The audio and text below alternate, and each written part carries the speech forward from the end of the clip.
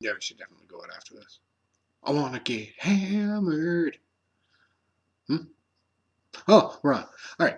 My name's Chris, and I'm here to talk to you today about user authentication, authorization, and session management. Now, most notably, these are the foundations of security built on things like UAC, user access control, most commonly found in operating systems such as Windows. Ideally, in most every system that you may use, you're authorized as the user for your particular account, which is something that sets you well and apart from anybody else that's using the same system. The point of this is that you have access to things that belong to you, that what you set or the information pertaining to you, your activities, etc., is private and privy to you and you alone. Most of us make use of this kind of stuff on a daily basis. This is from signing into Windows to our own email. Using Google. Some of us don't use Google Gmail for their primary email address. Anyway, this also applies to things like credit card accounts. You can't phone and get information about your account without first authenticating who you are. Now, this can also loosely be connected to, say, your cell phone. Whether you're aware of it or not, your cell phone is constantly performing a network handshake with your cell service provider. Essentially, what this handshake does is maintain a constant authorization handshake between your cell phone and the service provider. Now, this gives you access to all the fun things like phone service, mobile data, uh, Candy Crush. But separate and apart from that is session management. Except it's not separate and apart from that because session management requires user authorization. Session management is what's in control of your temporary storage. Now, this would be things like your logins or field data or forms that you submit online.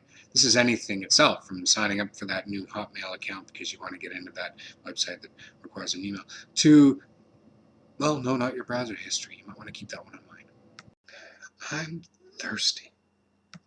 Session management is what helps create the divide between your personal information and that of another. So when you sign into yourself into Windows, for example, and load up Hotmail and go to check and see how your auctions have been going, or see if you got a new letter from that Nigerian prince, the login that's automatically saved that loads your inbox as soon as you open your email is stored in a cookie that pertains to your account that only your user session has access to. Now, somebody else that signs in Windows under a different account, when they load up their Hotmail, it's going to load their user information instead. Not necessarily and not 100% of the time, but in a proper session management configuration, that's exactly what it's there to do. Session management also helps keep things like personal settings to yourself. So that wallpaper of kitties that you have, or the special sound that plays when Windows starts, I don't know that anybody even bothers changing those anymore, but it used to be a thing.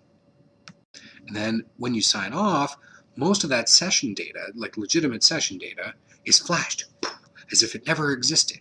Now, if only things like your browser history were wiped like that. User authorization is a software security layer that builds on the scaffolding that's already been established by the UAC.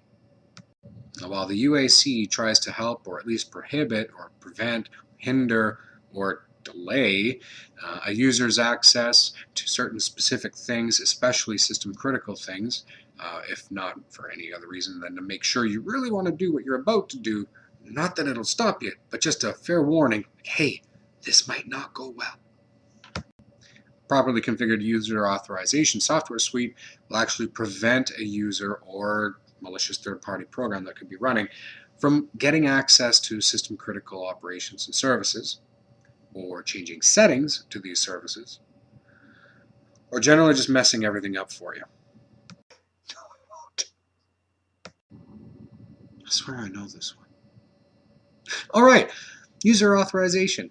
This also prevents you as the user from gaining access to things like company secrets. This is what could keep you from getting into places you don't belong.